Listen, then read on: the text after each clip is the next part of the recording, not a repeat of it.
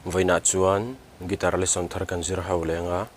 vaina kan zir ho le tur chu ovan thlarau thianghlim lo leng ang che ti hla kha Christian hlabu number zanga le pasari na kha Perhdan kan zir hawanga hela hi sin kan langa anyama G sanga F ipona me theya chuan minor a hian A minor strum dan hi chin hi ka ron soyanga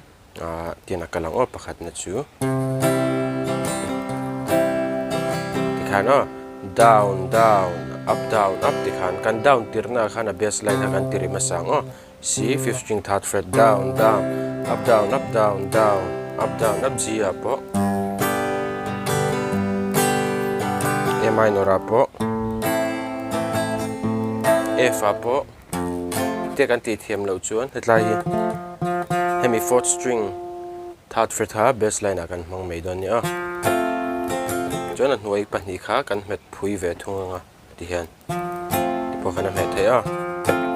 chuan khami lo chu ol sam jok chu hemi bass line ti tel lo khang kan down to pang down up ti top kha ni me chuan kan sa chinang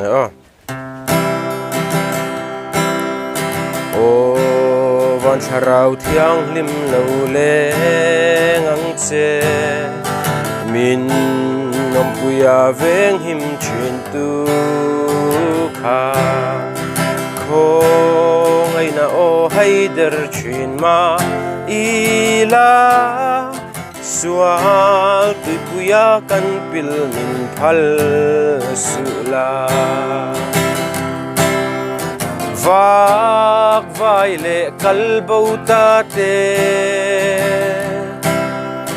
nè na puang chuak thei lo liam tuar mek te shuai kirin kan ti dam zo si lo tlai ni le na har nge ye itel lo chua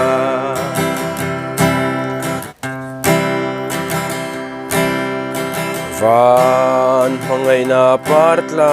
na leng nupo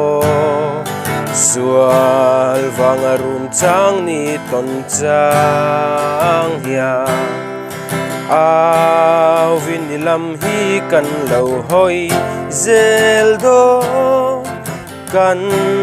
lam hoin chak na tharmin siam ro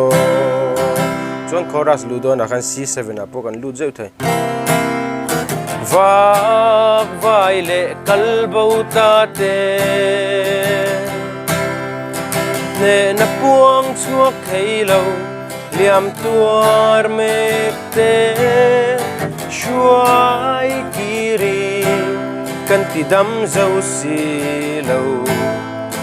tlai ni le na har nge ye itel lo chua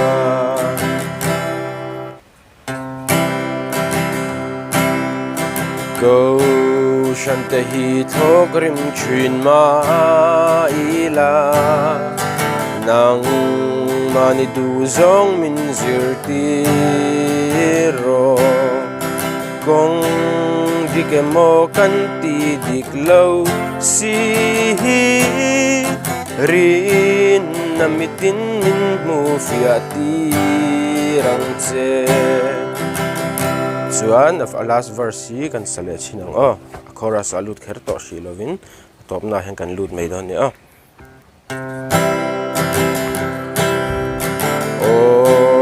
nang chatuan lalpa itel lo chuan he le ya ro sum le en kim hian ro pui na le om zia re nga nei lo kan chak na le lom na i lo ni vak vai le kalbo ta te ne na puang chuak thei lo liam tuar mek te shuai kiri kan ti dam zo si lo tlai ni le na har nge ye itel lo chua chuan ti zong kha ni e